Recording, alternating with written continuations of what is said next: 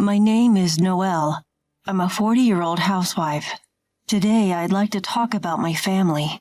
I have a husband who is the same age as me and a daughter who just turned 16 recently. I met my husband in college. We fell in love and got married. Nothing out of the ordinary. Unlike me, who has a rough personality, he is a very meticulous person. He had a peculiar obsession with how things were placed and was the kind of person who would not be satisfied until things were arranged to his liking. I felt some discomfort with him since we were dating. Yet I had this feeling that marriage would change us for the better, but reality wasn't so sweet. After we got married, his meticulousness only increased. I had to adjust every aspect of my life to conform to his rules. No matter how tolerant I am, I can't accept all of his behaviors. Sometimes we would even end up in heated arguments. Every day passed in such a blur that there was not even a moment when I could rest. My daughter was born in the midst of such circumstances. My husband was delighted with our daughter, who came into our lives 2 years after our marriage. I thought this might bring some peace to our daily life. I was relieved, just by myself. However, my husband's attitude changed dramatically soon after. When a child is born, it's normal to adjust the rhythm of life to suit the child.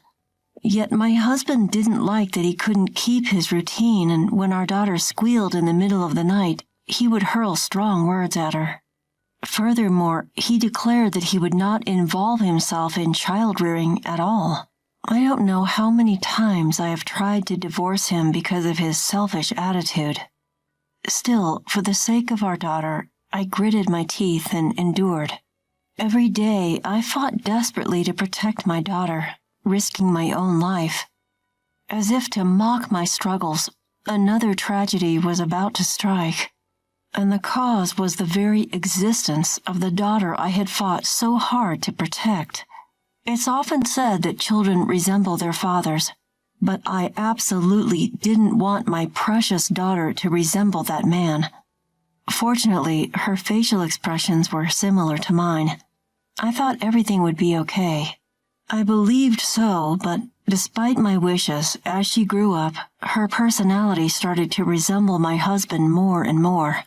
Around the age of 10, she started complaining about my cooking and became upset or threw tantrums when she didn't like the way things were placed or cleaned. Lately, with the onset of her rebellious phase, she even started to hurl harsh words at me. Of course, I didn't always let her have her way and often argued back. As if to break my heart, my husband sided with our daughter and started blaming me. When attacked by both of them, I couldn't fight back. Ultimately, my life became one where I was being constantly criticized, and then the day finally arrived. From the morning, I was feeling lethargic. I had a slight fever and was feeling dizzy. I was so unsteady that I couldn't walk straight in the house. I couldn't even stand and was stuck sitting on a chair. Despite seeing me in this state, neither my husband nor daughter said a single kind word. Instead, he barked at me. "Hey, where did you put my tie? The red one, the one I used 2 months ago." "Hey, did you wash my socks?" "Mom, where did you put them?" Thus, they were only thinking of themselves. It's just a tie, just socks. Why do they make such a big deal out of such trivial matters? Couldn't they pay attention to me just for today? Somehow in my hazy consciousness, I managed to see them off, and then I collapsed in the hallway. The next thing I saw was the familiar ceiling of the living room. I had been sleeping on the couch. It seems I had moved to the living room unconsciously. Although I was still feeling tired, thanks to a good rest, my condition had improved. I was awake, but there was a pleasant feeling as if part of my brain was still asleep. Being unwell was the cause, but I wonder when the last time I have slept so soundly. I gave up trying to escape from that comfort and went back to sleep. When I woke up next, it was already dark outside, and when I reflexively looked at the clock, it was past 5 in the evening. I felt the blood drain from my body all at once. I hadn't done most of the household chores, such as laundry and dinner preparation. I have to at least make dinner. I jumped up and headed to the kitchen. Since there was no time to go shopping, I managed to put together a menu using only leftovers. "I'm home." My daughter came home at the worst possible time while I was still scrambling. "Wait, you're still making dinner? That sucks." "I'm sorry, it'll be ready soon." Ignoring my apology, my daughter went into her room. Soon after, my husband came home from work. "What, you're still cooking dinner?" His words were filled with obvious discomfort. He has a meticulous routine after coming home, so he must have noticed something was different. After saying only that, my husband went into his room. He starts eating 15 minutes after he begins to change his clothes. That was also part of his routine. This means I only had 15 minutes left. I cooked desperately. Even if the cutting was rough, even if I messed up the seasoning, I couldn't stop cooking. If I didn't finish before my husband came out of his room, I wouldn't know what would happen. I managed to finish plating just before my husband came out of his room. I made it. I could feel the tension draining from my body. But then, what the hell? Who could eat this? That was my husband's outcry. "What's wrong?" "What's wrong, you say? You have some nerve asking that." My husband was inexplicably worked up. I didn't understand the cause of his anger. "This stir-fry, you overcooked it. The color is off, and the vegetables aren't even uniformly cut." "I'm sorry, I was a bit pressed for time today." "Time? You're not working. You have plenty of time." I couldn't forgive that single sentence. As if I wasn't doing anything at all. Why do I have to be spoken down to by a husband who doesn't even notice my discomfort? I have no time at all. Before I knew it, I was screaming with all my might. Do you have any idea how much I struggle every day? In a rush of emotion, I found myself screaming.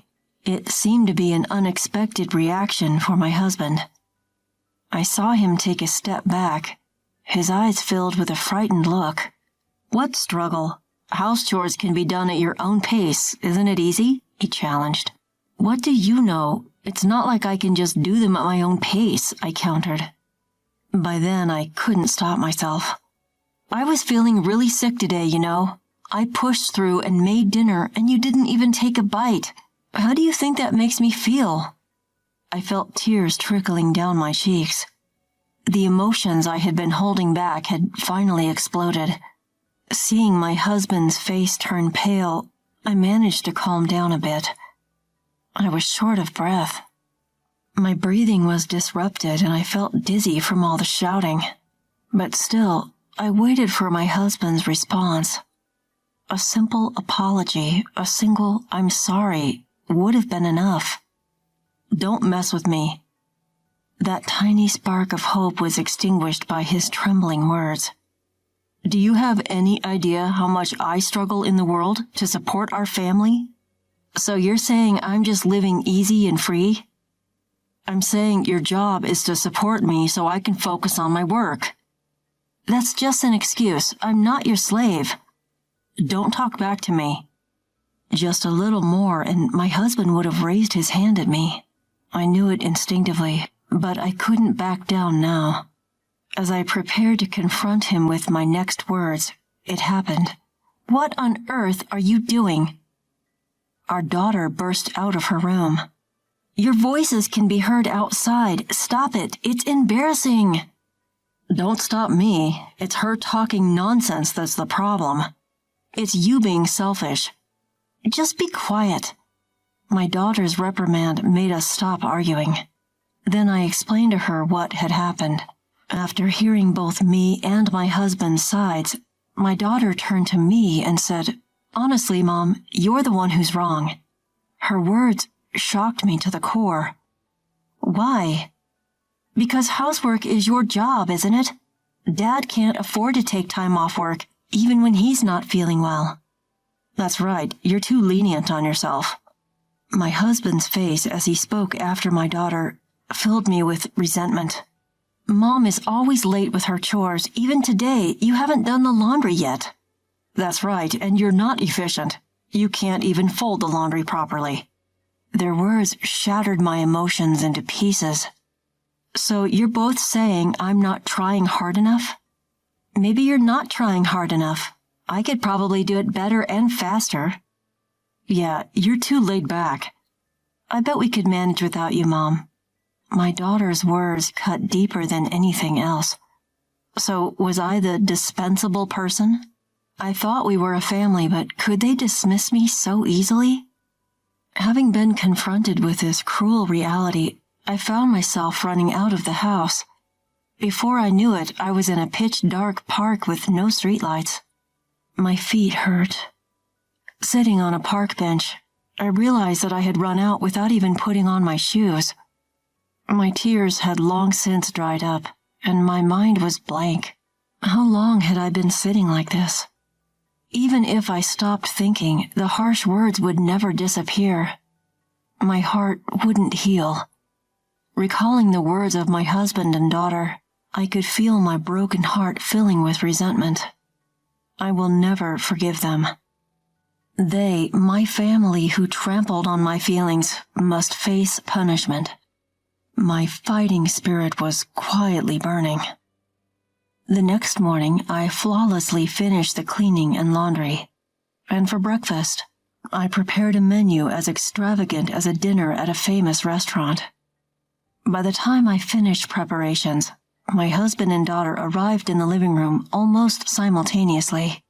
Without making eye contact with me, they both took their seats. Come on, let's have breakfast. Upon my words, their faces seemed to stiffen even more. Mom, what's going on? Today's breakfast is really fancy. Instead of my frozen husband, my daughter asked me. Well, isn't it your 16th birthday today? Did you forget? Huh? Yeah, I did forget. You should at least remember your own birthday. Right, Dad? Huh?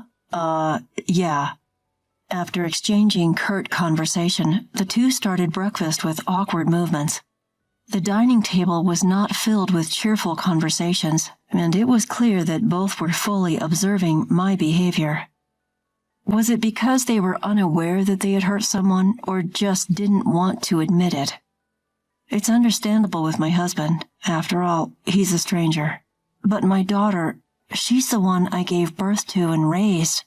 I wished she would grow up to be a more considerate, kind person.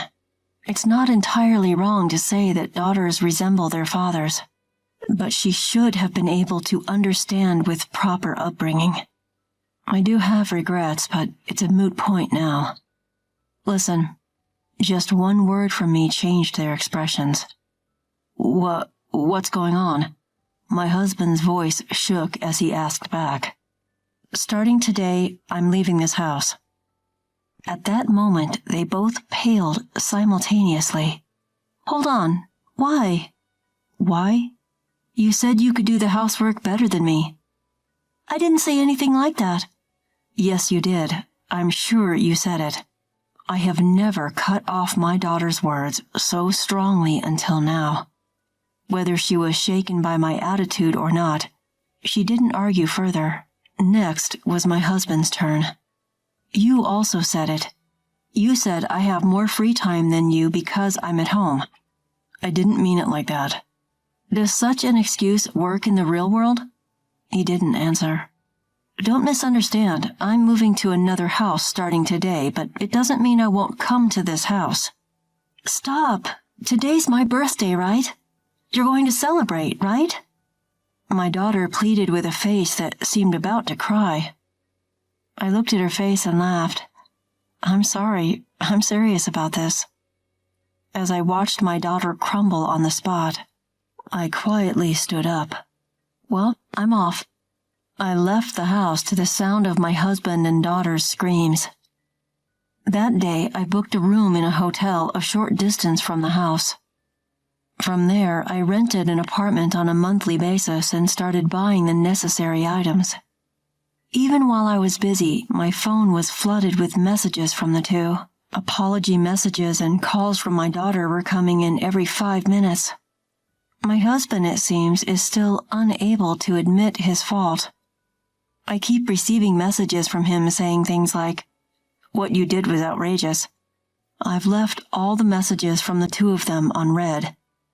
It's really convenient these days being able to show my intentions without doing anything. 2 nights after leaving the house, I returned home once.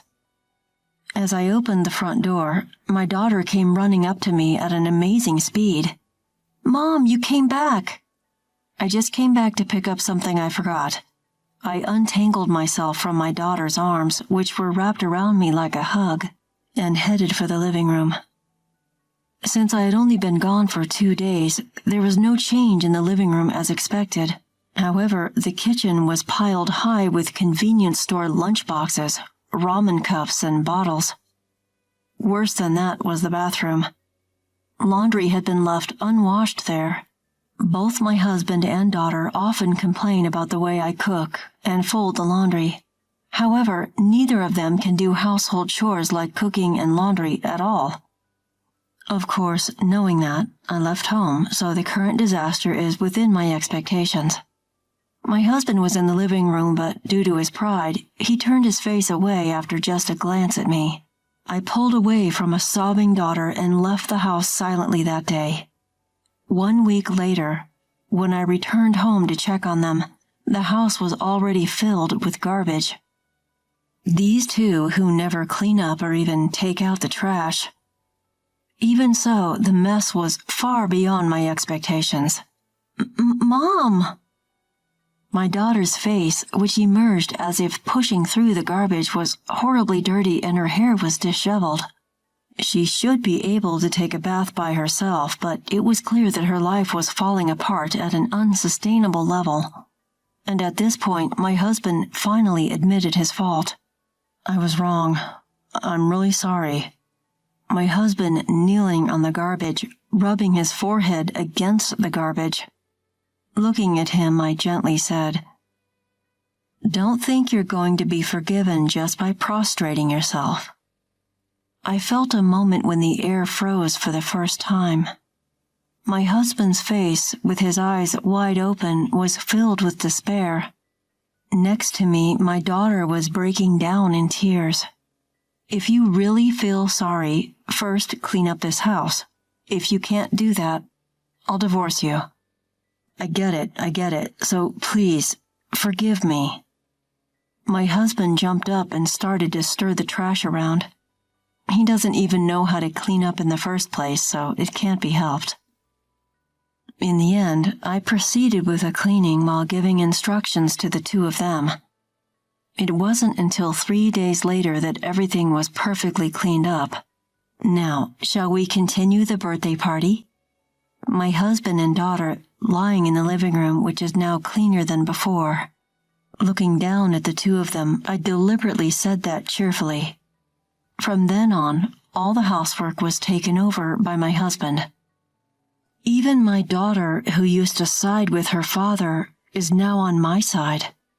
Those days were very hard and painful, but now I realize that it was necessary.